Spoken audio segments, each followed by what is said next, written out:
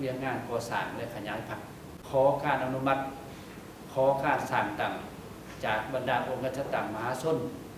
ขันแขวงสาวนุ่มเมยิงกรรมบาลเชิงในมาก่อนคือว่าเขตพวกเรามีเต็นโดยพักแล้วพ่วงจักช่วยเบียร์กันบัวท่านได้รับการปรับปรุงบัวท่านได้รับการสร้างกันเชิงเพิ่นได้มาร่วมชีวิตพักนำโดยพักของต่อครับการก่อสร้างโดยพักก่อใช้เข็มแคมและแหน่นี้โดยอิงตามคำสั่งและอิงตามคำแนะนำนี้นับแต่ปี2021เป็นต้นมาคณะพักพวกเราก็คือโดยพักพวกเราก็ได้นำพาการสร้างแผนก่อสร้างโดยพักก่อใช้เข็มแข็งนักแน่ติดพันกับการดำเนินชีวิตการเมืองของโดยพักของสมาชิกพักและการประเมินโดยพักในแต่ละปีและการสมัยเชิงฐานการตีราคาและหักพ้องของทางเสนอคณะพักขันเทิงออกใบอย่างยื่นหักพ้องเป็นโดยพักก่อใช้เข็มแข็งนักแน่ใน3 ปีสอนซึ่งมีปี2021 2022และ2023หากว่าแล้วไปนั้นและปัจจุบันพอเขายังอยู่ในขั้นตอนของการประเมินแล้วก็เสนอนำคณะพักขันเทิงเพื่อหักพ้องเป็นโดยพรรคก่อใช้เข็มแข็งนักแน่นในปี2024และต่อกับทิศทางร่วมในการจัดตั้งปฏิบัติในตัวหน้านี้โดยพรรคพอจะต้องได้ซูมกับลำแห้งภายในหน่วยภายในคณะพรรคก็คือสมาชิกพรรคเข้าในการพัฒนาสร้างสาเขตเศรษฐกิจพิเศษ3 แดนคำตามทิศในการหันเป็นเมืองท่องเที่ยวแห่งที่มีความชีวิไลและทันสมัยหับประกันเสถียรภาพทางด้านการเมืองและสังคมให้มีความสงบปลอดภัยและเป็นระเบียบเรียบร้อยอย่างนักแน่มีความยืนยงมีความสามัคคีปรองดองกลมเกลียวและเข้มแข็งทางด้านเศรษฐกิจเข้มแข็งทางด้านการผลิตการค้าการบริการและการท่องเที่ยวและได้รับเขตดังกล่าวนี้ได้รับการพัฒนาและมีบาทกล่าวใหม่ประเทศไทยเขตดังกล่าวสามารถกลุ่มตนเองและสร้างความเข้มแข็งโดยตนเองทางด้านรายรับรายจ่ายบริหารราชการติดพันกับการปรับปรุงโครงการนี้ที่ว่าพอจะต้องได้สืบต่อเก็บหน้าที่ประสานงานกับคณะพักขันเทิงก็คือบรรดาคะแนนการที่เกี่ยวข้องต่อกับบรรดาคะแนนการในชาวคะแนนการโครงการช่วยเวียกที่ประธานได้เข้ามาประจำการนั้น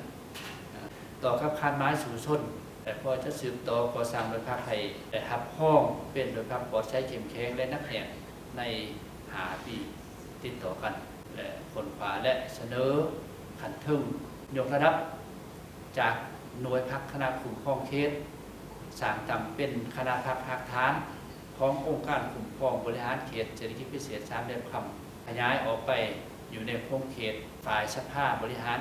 พนักงานที่เป็นคนลาวเขาจะได้สร้างเป็นเป้าหมายและเฮ็ดให้บรรดาพนักงาน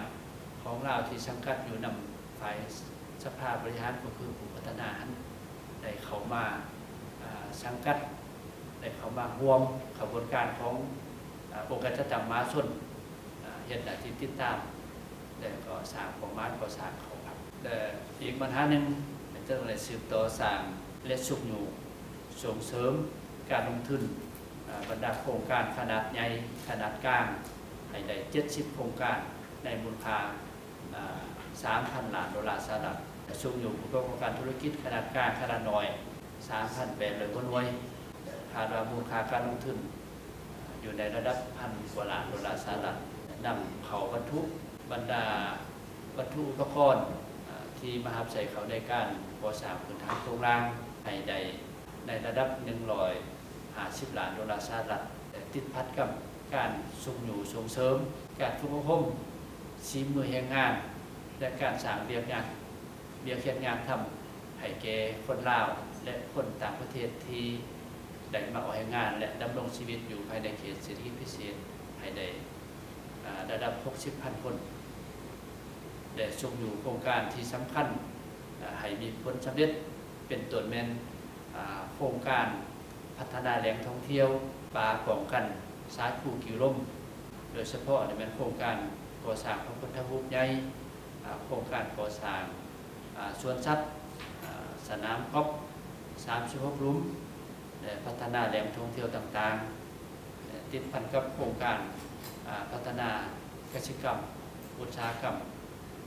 ขนาดกลางขนาดน้อยต่อกับเวียงานการบริการการท่องเที่ยว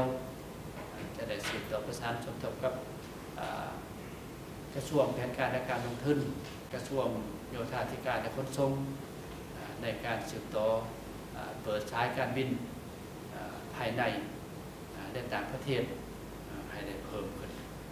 เนื่องจากว่าสนามบินของเราอยู่เขตนี้เป็นสนามบินสากลและเป้าหมายในการสร้างหรือว่าดึงดูดนักท่องเที่ยวให้เขามาพัฒนาให้เขามาท่องเที่ยวเขตเศรษฐกิจพิเศษของเรานี้